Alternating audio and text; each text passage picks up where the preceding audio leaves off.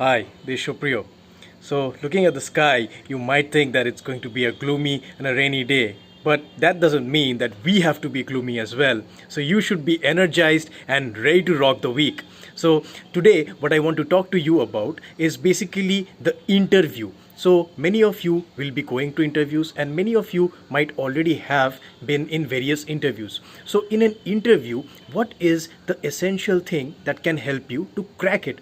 Well, today I am going to tell you the principles that I have used in almost every interview that I have done in my life, and I have used these principles to get selected in companies ranging from TCS to SBI. So, what is the most important thing that is required in an interview? Well, you have to understand that in an interview room, it's not always logic that will prevail, it is emotions that will prevail. So, the first thing that I want you to understand is that the interview makes an emotional choice, not a rational choice. So, many of a time we find that the most deserving candidate is actually not selected in an interview. So, why is that? You might have seen this happen in your college or in various other places as well, that the most qualified candidate was actually not selected. But why does that happen? It's because of emotions that come into play. Rationality is not always a very essential thing in an interview. It is all about how you are making the interviewer feel.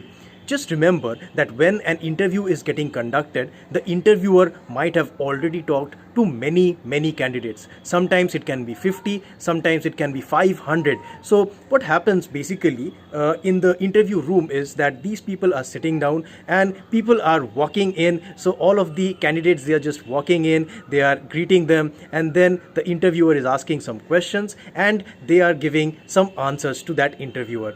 But in all of this process, the interviewer does not usually always find candidates who he can relate to. So, how can you make the interviewer relate to you?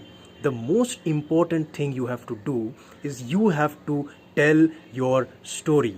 Human beings, we are built in a social environment, and human beings love stories. So in an interview room, it is all about your story. So the next interview that you walk into, I do not want you to think about the technical questions. I do not want you to think about the soft skills. I want you to think about what is your story. So that is very important. I'll tell you what I did. For example, there were many different interviews that I actually aced using this technique. So one of them was the TCS interview. So back in college, I was an electrical engineering graduate, but I managed to land a job in TCS where even IT and CS people could not sometimes get a job. So what was it?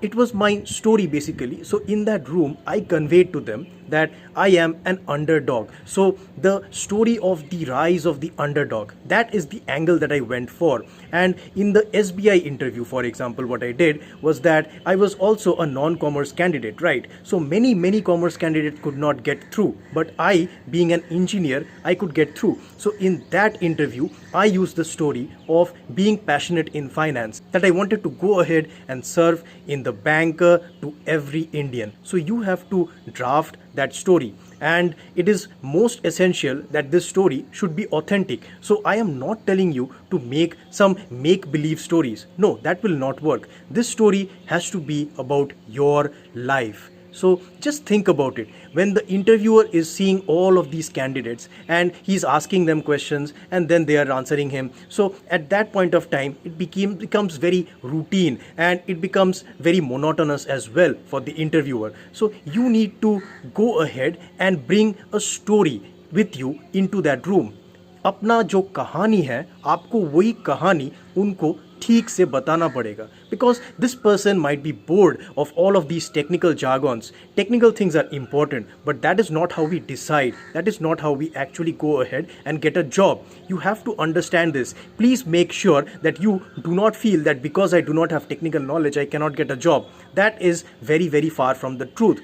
All of the jobs, whatever work we have to do, we will already be trained. When we are inducted by any company, they will always train us. So it's not like that you have to get some kind of an extra technical skill and then you have to go into the interview room. That's not really important. It is only about your story. So when you are going and sitting in front of that person, just think about what is your story.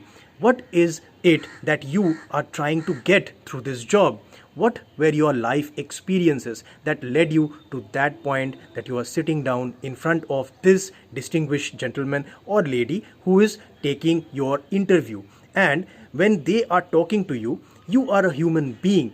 Make them understand that you come from a place where you want aspirations, you want to make an impact, you want to create a change. So I want you to go ahead and polish your story. So to create this story, the most important thing, there are three things that you need to understand. The first thing is your background. So where are you coming from? Your past. So your past is your educational qualifications, your passions, your experiences that you have had. Now you come to the present. So presently, what are you doing? What have you tried to do before you go ahead and get into that interview room? What are your current passions like? And the third thing is your future. So what do you want to do in the future? So in the interview room, the interviewer must understand that you are in it for the long run, that you are not going to go ahead for a job just for the sake of money, because that is something of a base need. So try and think about Maslow's social hierarchy. So you have to think about the higher order goals. So even though you want money, you want to get this job badly, you have to focus on the goals which are at the top of the pyramid. So the self-actualization goals. How will this job actually help you to progress in your life?